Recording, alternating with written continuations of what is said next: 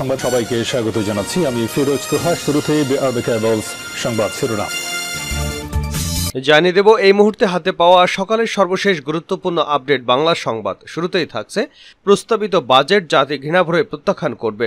2024-25 অর্থবছরের জন্য সংসদে উত্থাপিত বাজেট প্রস্তাবনাকে প্রত্যাখ্যান করে রাজধানীতে বিক্ষোভ করেছে আমার বাংলাদেশ পার্টি এবি পার্টি। তাৎক্ষণিক প্রতিক্রিয়ায় এবি পার্টির নেতাকর্মীরা বিজয়নগরে বৃহস্পতিবার সন্ধ্যায়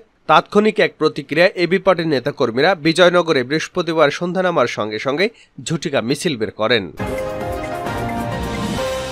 এবারে জানাবো বিএনপির প্রয়াত ভাইস চেয়ারম্যান ও অবিভক্ত ঢাকার সাবেক মেয়র সাদেক হোসেন খোকার বাসায় যান দলের মহাসচিব মির্জা ফখরুল ইসলাম আলমগীর। জানাবো সংসদ সদস্য আনোয়ারুলকে বালিশ চাপা দেন তানভীর। শিলাস্তি রহমানের পর আদালতে স্বীকারোক্তিমূলক জবানবন্দি দিয়েছেন তানভীর ভূঁইয়া। এবারে থাকছে আইএমএফের শর্ত পূরণ করেই সরকার প্রস্তাবিত বাজেট উত্থাপন করেছে বলে মন্তব্য করেছেন বাংলাদেশ ওয়ার্কার্স পার্টির সভাপতি রাশেদ খান মেনন। এবারে জানাবো বিএনপি সহ কিছু গোষ্ঠী আছে তারা চোখে ভালো কিছু দেখে না। প্রকৃত পক্ষে গত 15 বছরে প্রতিটা বাজেট বাস্তবায়নের হার হচ্ছে 92 থেকে 97% বলে মনে করছেন পররাষ্ট্রমন্ত্রী এবং বাংলাদেশ আওয়ামী লীগের যুগ্ম সাধারণ সম্পাদক ডক্টর হাসান মাহমুদ। এবং সর্বশেষ জানাবো আন্তর্জাতিক সংবাদ। কৌশল পাল্টে ইসরায়েলি সেনাবাহিনীকে মোকাবেলা করছে হামাস। ফিলিস্তিনের অবরুদ্ধ গাজা উপত্যকায় 8 মাসের যুদ্ধে নিজেদের প্রায় অর্ধেক যোদ্ধাকে হারিয়েছে সশস্ত্র গোষ্ঠী হামাস। অঞ্চলটি নিয়ন্ত্রণ নিতে ইসরায়েলি প্রচেষ্টাকে ব্যর্থ করতে এখন হিট অ্যান্ড রান যুদ্ধকৌশল অবলম্বন করছে তারা। মার্কিন ও ইসরায়েলি কর্মকর্তাদের বরাতে ব্রিটিশ বার্তা সংস্থা রয়টার্স এ তথ্য জানিয়েছে। এতক্ষণ শিরোনাম শুনছিলেন, এবার বিস্তারিত। প্রিয় দর্শক, আপনি যদি এই চ্যানেলে নতুন হয়ে থাকেন, ভিডিওটি দেখতে দেখতে চ্যানেলটি সাবস্ক্রাইব করে আমাদের সঙ্গেই থাকুন। আর এই ভিডিও সম্পর্কে আপনি আপনার মূল্যবান মতামতটি কমেন্ট বক্সে জানিয়ে দিন। আর হ্যাঁ প্রিয় দর্শক, জানিয়ে দিন ভিডিওটি কোথা থেকে দেখছেন। প্রস্তাবিত বাজেট জাতি ঘৃণাভরে প্রত্যাখ্যান করবে এবি পার্টি। 2024-25 অর্থবছরের জন্য সংসদে উত্থাপিত বাজেট প্রস্তাবনাকে প্রত্যাখ্যান করে রাজধানীতে বিক্ষোভ মিছিল করেছে আমার বাংলাদেশ পার্টি এবি পার্টি।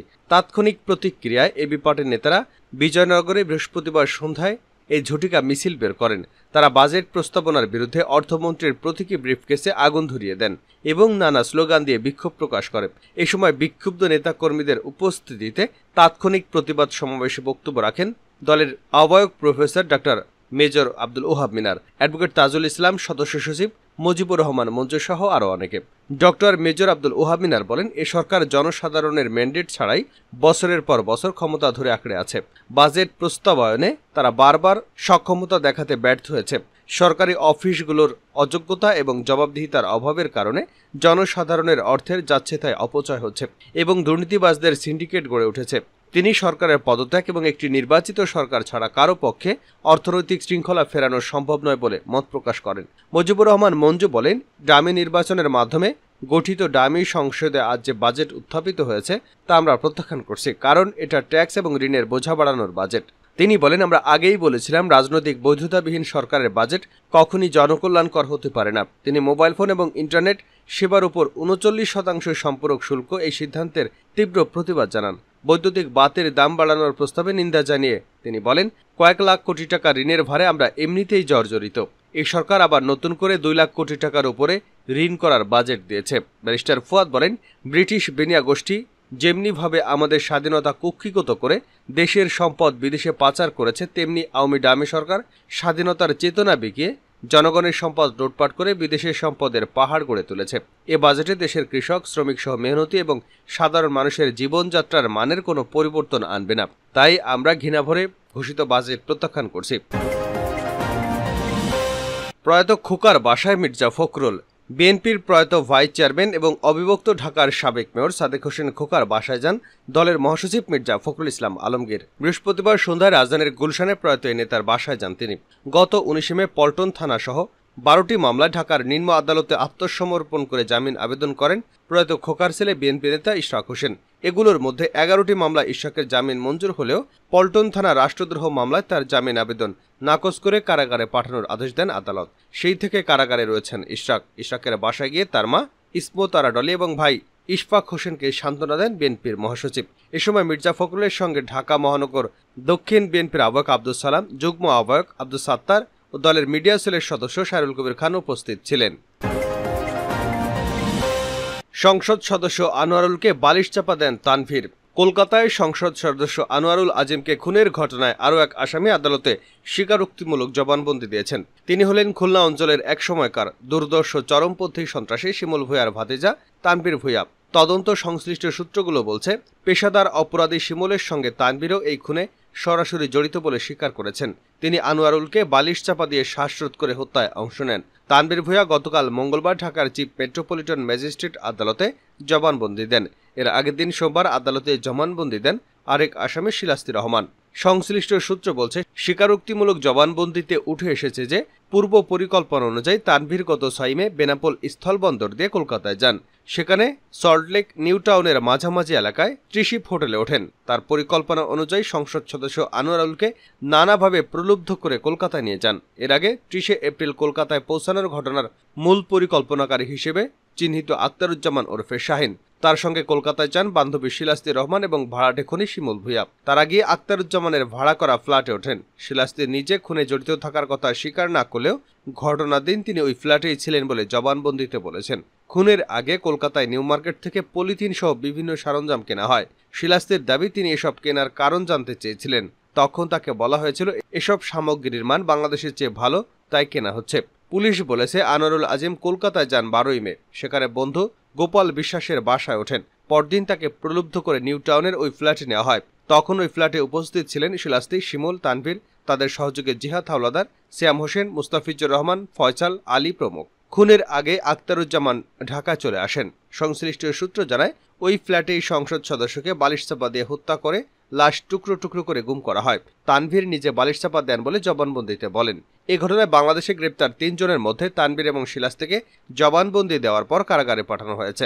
শিমুল ভূঁইয়া রিমান্ডে গোয়েন্দা পুলিশের হেফাজতে আছেন।